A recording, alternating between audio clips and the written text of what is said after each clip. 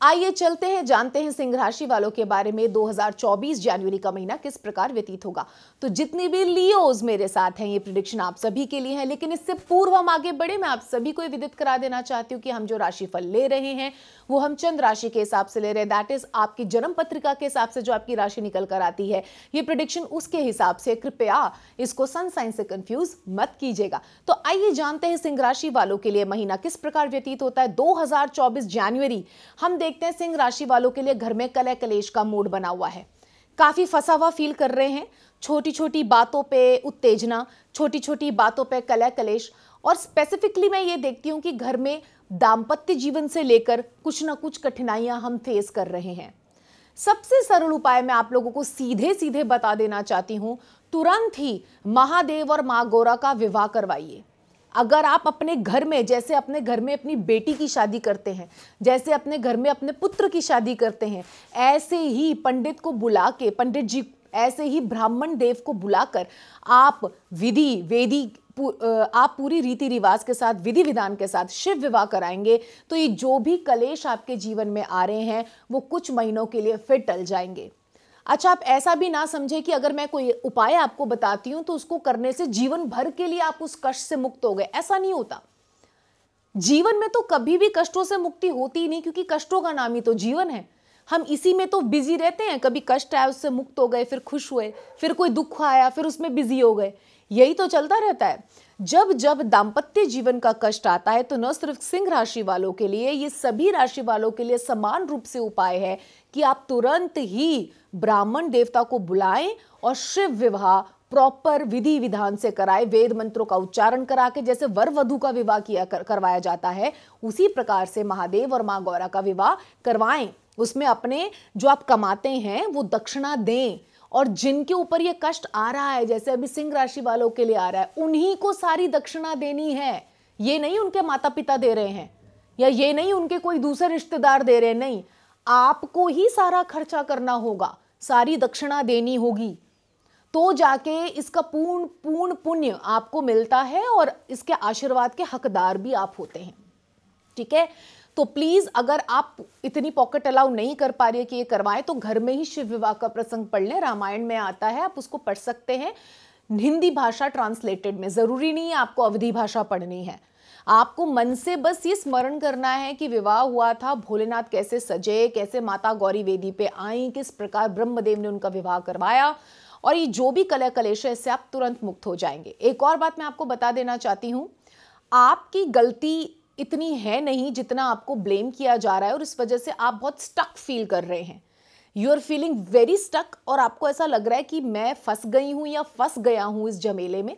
क्योंकि ये सिर्फ दाम्पत्य जीवन को लेके कलेश नहीं है, घर में जो और भी लोग हैं, माता पिता भाई बंधु, या अगर आपकी कोई सगी बहन है या सगा भाई है जो घर के अंदर रहते हैं, वो ही एक दूसरे के साथ झगड़ रहे हैं किसी ना किसी बात को लेके। जिन बातों पे ज्यादा फोकस नहीं करना चाहिए उन बातों पे फोकस करके लड़ाई हो रही है, और इस वजह से आप बहुत स्टक फील कर रहे हैं, और आपको भी ऐसा लग रहा है कि भगवान ही अब मेरे रक्षक है। तो परेशान मत होइए, it's just a monthly prediction. इस मंथ के बाद ये प्रेडिक्शन बदल जाएगा। तो आप थोड़ा सा शांत रहें, अच्छे से अपनी पूजा अर्चना, जैसे मैंने बताया, महादेव माँ गौरी पे फोकस करें, और आप बहुत जल्द इस क्लेश से मुक्त हो जाएंगे। ठीक है, तो कपल्स के लिए मैंने पहले समझा दिया, लड़ाई झगड़े के योग है, प्लीज बी वेरी कॉशियस, और मैंने आपको उसका उपाय भी बता दिए। जॉब और बिजनेस वालों के लिए भी हम देखते हैं कले कलेश का माहौल बनाए। प्लीज कोई न्यू जॉब मत देखिए, प्लीज कोई नए इन्वेस्टमेंट्स मत कीजिए, कहीं मैं इधर इन्वेस्ट कर लूं उधर कर लूं पैसा कमाने के लिए, नथिंग, वो सब खराब हो जाएगा, आप फंस जाएंगे, आपका पैसा डूब जाएगा। तो जैसा चल रहा है उसे खींच खींच के ये महीना निकाल लीजिए, घिसड़ घिसड़ के निकाल लीजिए, वो बेटर है rather than making new investments लोगों के कहने पे, और वहां पे आप फिर बहुत बुरा फंस जाएंगे। तो वो आपने नहीं होने देना है। और जो भी आपके अपने उनसे शेयर करना है, आपको शेयर करना बहुत जरूरी है कि ये प्रॉब्लम मैं फेस कर रहा हूं या कर रही हूं। तो जो आपके जेन्युइनली अपने होंगे वो आपकी मदद करेंगे। वस्तुतः यही तो समय होता है पहचानने का, कौन अपना और कौन पराया।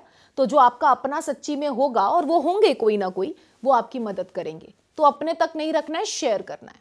ठीक, अब हम आगे बढ़ जाते हैं, पहुंच जाते हैं रोगों की तरफ। तो रोगों में हम देखते हैं, रोगों के योग हैं बैक पेन, और माइग्रेन, ये दो चीजें याद रखिए। पीठ का दर्द और सर का दर्द बहुत बढ़ सकता है और ये सिर्फ और सिर्फ टेंशन्स की वजह से होगा, जो मानसिक संताप आप ले रहे हैं झगड़ों की वजह से।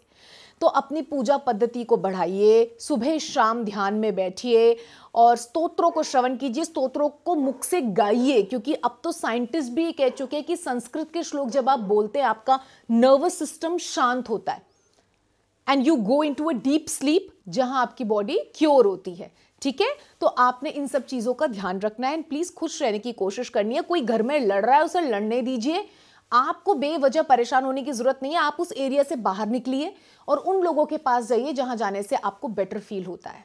It's just the matter of 1 month और इसके बाद प्रिडिक्शन चेंज हो जाएगी। So please don't feel stuck, क्योंकि स्टक फील करना अपने आप में एक बहुत बड़ी बीमारी है।